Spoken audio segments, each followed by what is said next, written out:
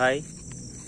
It's me again. So I want to share a simple mindset, one of the best na nagpabago sa akin, and it's called buti pa siya, or nasabi natin na ang swerte niya. So marami sa atin ang sinasabi na buti pa siya may ganito, buti pa siya may kaya sa buhay, buti pa siya matalino, buti pa siya nagagawa lahat ng gusto niya. So what you call unfair advantage. So sa life, hindi tayo pinanganak na equal sa mundo. And marami sa atin na masiswerte na pinanganak na mayaman, na may kaya. And the opposite side, lahat naman sa atin is mahihirap. Pag lagi natin iniisip na we are unlucky, or we are blaming our parents, our society, or sinisisi natin lahat sa kanila na bakit tayo naging ganito, bakit tayo pinanganak, and we're not done enough. So sa life, pag mo masyadong kino-compare yung sarili mo sa iba, comparison is a thief of joy. And be grateful that thinking that you have everything.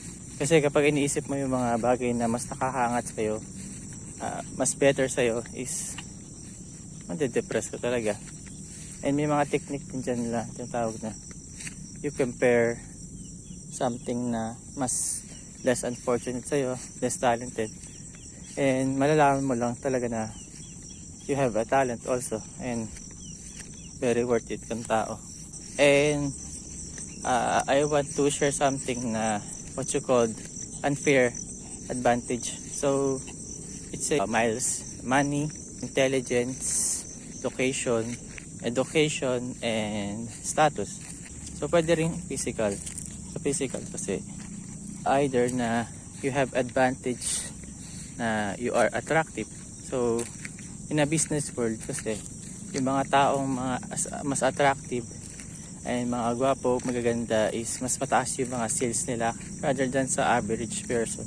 So if you distinguish what your unfair advantage, like attractive, kailangan mong gamitin yun, and you need to better use it well in society. Lahat tayo may unfair advantage.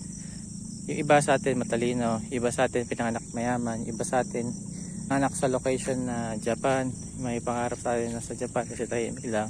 Marami sa atin na ayaw ng pinanganak sa Pilipinas, which is location. And education, yung iba sa atin may privilege, iba sa atin walang privilege. And S is status, you are born wealthy, rich, or that's the unfair advantage. And if you recognize what your unfair advantage, and you are also luck, and huwag mo sasabihin na buti pa si ganyan, sisipin mo buti pa ako, or maswerte pa ako na meron akong ganong kakayahan.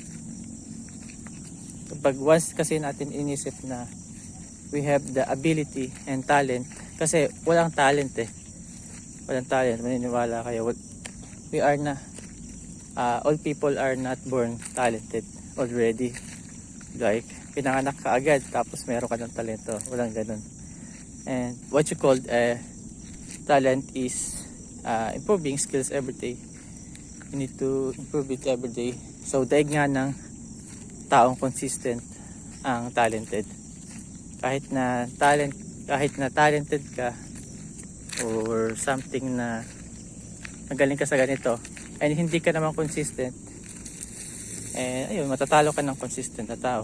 So isipin natin yung mga unfair advantage natin, and what we need to do in order to higitan pa yung other person na maybe inspired tayo, or maybe gusto natin igawa sa sarili.